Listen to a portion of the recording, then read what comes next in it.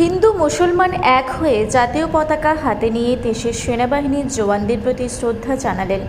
তৃণমূল কংগ্রেসের সুপ্রিমো মমতা ব্যানার্জি ও রাজ্য সভাপতি সুব্রত বক্সির নির্দেশে সারা বাংলা জুড়ে পালিত হলো এক বিশেষ কর্মসূচি। দেশের সেনাবাহিনীর জওয়ানদের প্রতি শ্রদ্ধা এবং দেশের জন্য আত্মোৎসর্গকারী বীর সৈনিকদের অভিনন্দন জানানোর উদ্দেশ্যে মিছিল ও পথসভা কর্মসূচি অনুষ্ঠিত হয়। এই কর্মসূচির অঙ্গ হিসেবে আরশাতেও মিছিল ও পথসভা হয়। বেলদি অঞ্চল তৃণমূল কংগ্রেসের নেতাকর্মীরাও যোগ দেন এই কর্মসূচিতে। হিন্দু মুসলিম একত্রিত হয়ে বেলদি অঞ্চলের কর্মীরা আরশা স্টেডিয়াম থেকে অভিনন্দন জানালেন দেশের সেনাবাহিনীকে।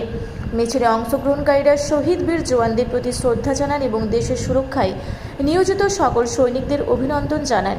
একই সঙ্গে কাশ্মীরের পেহেলগাঁওয়ে নিহত ২৬ জন নিরীহ পর্যটকদের আত্মার শান্তি কামনা করেন।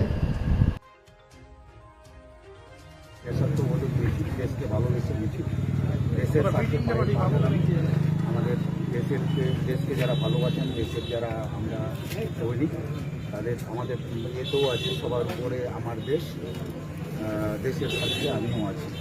এই স্লোগানটি আমরা মান্যমানে সর্বসাধারণকে, সবাইকে, দলমত নির্বিশেষে, জাতি ধর্ম নির্বিশেষে প্রত্যেককে আজকে মসজিদে আমরা পায়ে পা মেলানোর জন্য আহ্বান করেছি। আমরা ধন্যবাদ জানাই প্রত্যেকটা মানুষকে যারা আমাদের দেশের সার্বভৌমত্বের কথা চিন্তা করে আমাদের দেশের এই যে একটি সংকটকালীন পরিস্থিতি, যেভাবে আমরা প্রতিবেশী রাষ্ট্রের দ্বারা আমরা বারংবার হেনস্থা হচ্ছি এবং আমাদের সৈনিকেরা যেভাবে মুক্তি দিয়ে লড়াই করতে নিজেদের প্রাণের বিনিময়ে তাদেরকে সম্মান জানানোর সময় আমরা খুবই কম পাই।